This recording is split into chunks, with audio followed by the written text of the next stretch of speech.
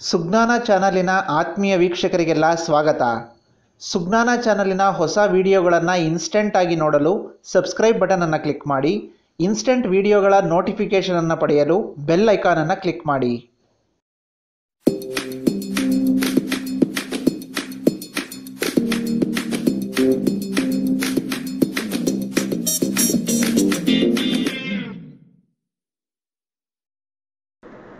ವೀಕ್ಷಕರೇ, ಮನಿ ಮಾತು ಕಾರ್ಯಕ್ರಮದ ಈ ವಿಡಿಯೋದಲ್ಲಿ ನಾನು ರೆಡಿ ಮಾಡಿರ್ತಕ್ಕಂಥ EMI ಕ್ಯಾಲ್ಕುಲೇಟ್ ಮಾಡ್ತಕ್ಕಂಥ ಎಕ್ಸೆಲ್ ಶೀಟ್ನ ಬಗ್ಗೆ ತಿಳಿಸ್ಕೊಡ್ತೀನಿ. ಈ ಎಕ್ಸೆಲ್ ಶೀಟನ್ನು ನೀವು ಫ್ರೀಯಾಗಿ ಡೌನ್ಲೋಡ್ ಮಾಡಿಕೊಂಡು ನೀವು ಬಳಸ್ಕೋಬೋದಾಗಿರುತ್ತೆ. EMI ಯಾವ ರೀತಿ ಕ್ಯಾಲ್ಕುಲೇಟ್ ಮಾಡಲಾಗುತ್ತೆ ಮತ್ತು ಯಾವೆಲ್ಲ ಮೆಥಡ್ಸ್ ಇದೆ ಅನ್ನೋದನ್ನು ನಾವು ಈಗಾಗಲೇ ಮೊದಲನೇ ವಿಡಿಯೋದಲ್ಲಿ ನೋಡಿದ್ದೀವಿ. ಹಾಗಿದ್ರೆ ಬನ್ನಿ ಎಕ್ಸೆಲ್ ಶೀಟನ್ನು ಯಾವ ರೀತಿ ಯೂಸ್ ಮಾಡೋದು ಅನ್ನೋದನ್ನು ನೋಡೋಣ. ವೀಕ್ಷಕರೇ, ಈ ಎಕ್ಸೆಲ್ ಶೀಟನ್ನು ಡೌನ್ಲೋಡ್ ಮಾಡ್ಕೊಳ್ಳೋದಕ್ಕೆ ಡಿಸ್ಕ್ರಿಪ್ಷನ್ ಬಾಕ್ಸ್ನಲ್ಲಿ ಒಂದು ಲಿಂಕ್ ಇದೆ. ಆ ಲಿಂಕನ್ನು ಕ್ಲಿಕ್ ಮಾಡಿದ್ರೆ ಒಂದು ವೆಬ್ ಪೇಜ್ಗೆ ಹೋಗುತ್ತೆ. ನೀವು ಅಲ್ಲಿಂದ ಈ ಒಂದು ಎಕ್ಸೆಲ್ ಶೀಟನ್ನು ಡೌನ್ಲೋಡ್ ಮಾಡ್ಕೋಬೋದು. ಇದರಲ್ಲಿ ನೀವು ಎಂಟರ್ ಮಾಡಬೇಕಾಗಿರ್ತಕ್ಕಂಥದ್ದು ನೀವು ಸಾಲವನ್ನು ಪಡೆದಿರ್ತಕ್ಕಂಥ ಮೊತ್ತ, ರೇಟ್ ಆಫ್ ಇಂಟ್ರೆಸ್ಟ್ ಮತ್ತು ಟೆನ್ಯೂರ್. ಇಷ್ಟನ್ನು ಎಂಟರ್ ಮಾಡಿದ್ರೆ ಸಾಕು, ನಿಮಗೆ EMI ಎಷ್ಟು ಬರುತ್ತೆ ಅನ್ನೋದು ಕ್ಯಾಲ್ಕುಲೇಟ್ ಮಾಡಿ ತೋರಿಸುತ್ತೆ. ಅದರ ಜೊತೆ ನೀವು ಸಾಲವನ್ನು ಕಂಪ್ಲೀಟ್ ಆಗಿ ಮರುಪಾವತಿ ಮಾಡಿದ ನಂತರ ಟೋಟಲ್ ಬ್ಯಾಂಕಿಗೆ ಎಷ್ಟು ದುಡ್ಡನ್ನು ಕಟ್ಟಿರ್ತೀರ ಅನ್ನೋದನ್ನು ತೋರಿಸುತ್ತೆ. ಅದರಲ್ಲಿ ಬಡ್ಡಿ ಎಷ್ಟನ್ನು ಕಟ್ಟಲಾಗಿದೆ ಅನ್ನೋದನ್ನು ಕೂಡ ತೋರಿಸುತ್ತೆ. ವೀಕ್ಷಕರೇ, ಈ ಎಕ್ಸೆಲ್ ಶೀಟಿನ ಮತ್ತೊಂದು ವಿಶೇಷತೆ ಅಂತ ಹೇಳಿದ್ರೆ ಆನ್ಯುಯಲ್ ಸ್ಪ್ಲಿಟ್ ಕೂಡ ತೋರಿಸುತ್ತೆ. ಆನ್ಯುಯಲ್ ಸ್ಪ್ಲಿಟ್ ಅಂತ ಹೇಳಿದ್ರೆ ಪ್ರತಿ ವರ್ಷ ಎಷ್ಟು ದುಡ್ಡನ್ನು ಕಟ್ಟಲಾಗುತ್ತೆ ಅನ್ನೋ ಕಂಪ್ಲೀಟ್ ಡೀಟೇಲ್ಸ್ ಇರುತ್ತೆ. ಆಟೋಮೆಟಿಕಲಿ ನೀವಲ್ಲಿ principal amount, rate of interest ಮತ್ತು ಟೆನ್ಯೂರನ್ನು ಆ್ಯಡ್ ಮಾಡಿದ ತಕ್ಷಣ ಇಲ್ಲೆಲ್ಲ ರೀಕ್ಯಾಲ್ಕುಲೇಟ್ ಆಗಿರುತ್ತೆ.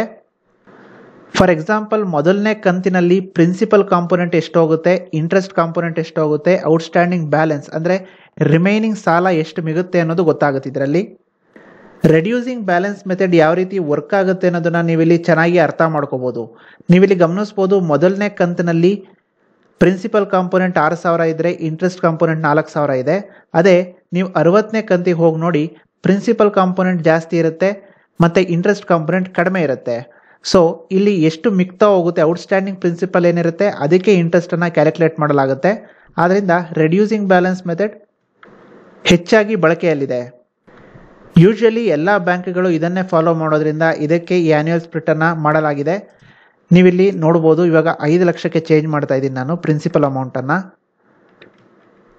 ಹಾಗೆ ರೇಟ್ ಆಫ್ ಇಂಟ್ರೆಸ್ಟನ್ನು ಕೂಡ ಚೇಂಜ್ ಮಾಡೋಣ 12%ಗೆ. ಟೆನ್ಯೂರನ್ನು 10 ಇಯರ್ಸ್ ಇಡೋಣ. ಈಗ ನೀವಿಲ್ಲಿ ಗಮನಿಸ್ಬೋದು EMI ಎಷ್ಟನ್ನು ಕಟ್ಟಬೇಕಾಗುತ್ತೆ ಅನ್ನೋದು ಇಲ್ಲಿ ತೋರಿಸ್ತಾ ಇದೆ. ಇನ್ನು ಆನ್ಯುಯಲ್ ಸ್ಪ್ಲಿಟ್ಗೆ ಹೋಗಿ ನೋಡಿದ್ರೆ ಪ್ರತಿ ತಿಂಗಳು ಎಷ್ಟು ಪ್ರಿನ್ಸಿಪಲ್ ಕಾಂಪೊನೆಂಟ್ ಹೋಗುತ್ತೆ, ಇಂಟ್ರೆಸ್ಟ್ ಕಾಂಪೊನೆಂಟ್ ಎಷ್ಟಿರುತ್ತೆ, ಔಟ್ಸ್ಟ್ಯಾಂಡಿಂಗ್ ಬ್ಯಾಲೆನ್ಸ್ ಎಷ್ಟಿರುತ್ತೆ ಅನ್ನೋದನ್ನು ತೋರಿಸುತ್ತೆ. ಈ ಆನ್ಯುಯಲ್ ಸ್ಪ್ಲಿಟ್ಟನ್ನು 10 ವರ್ಷಗಳಿಗೆ ಕ್ಯಾಲ್ಕುಲೇಟ್ ಮಾಡಲಾಗಿದೆ.